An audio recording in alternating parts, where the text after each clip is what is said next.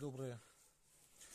Сегодня еще хотел продолжить немножко про маты. Это также хочу сказать, что не только сквернословие. От сквернословия жизнь скверная, а от пустословия, например, жизнь пустая получается.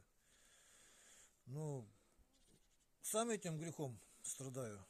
Тоже как бы избавляюсь потихонечку.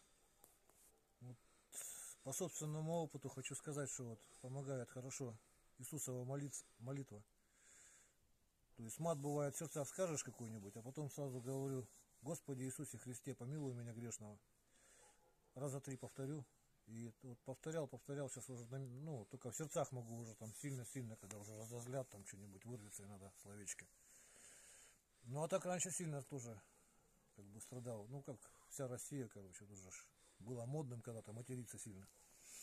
Так, ну что, вот про нож опять очередной тоже похвастаюсь немножко. С Божьей помощью сотворили якутский ножик. Большой такой тоже он. Сам не выпадает. Ну, тоже вот 2 половинки можжевельника. Хвостом бычьим обтянуто. Без клея. Ну и сразу покажу.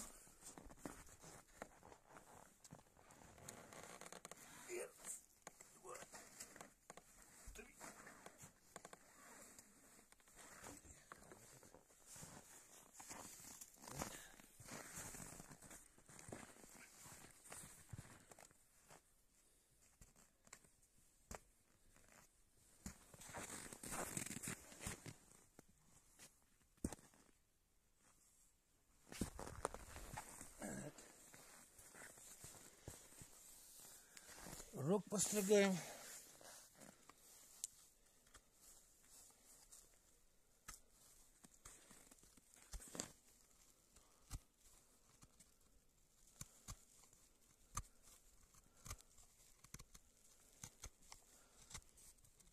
По всей длине. Так. По дереву вырез покажем.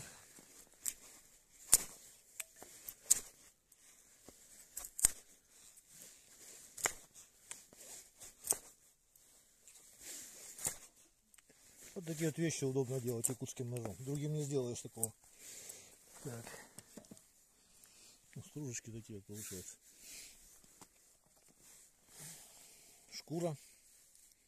Это бычий хвост. Такой он уже замерзший.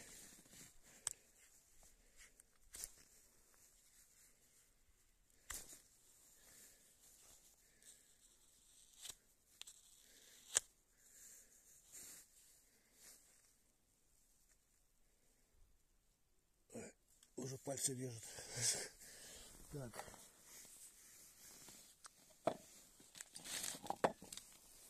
Газетки проверим.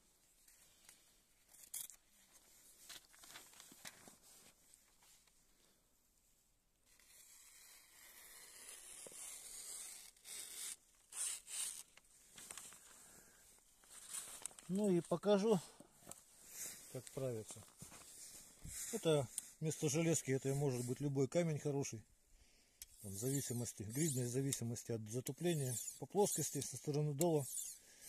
Чтобы заточка в ноль все время была. Никаких углов удерживать не нужно.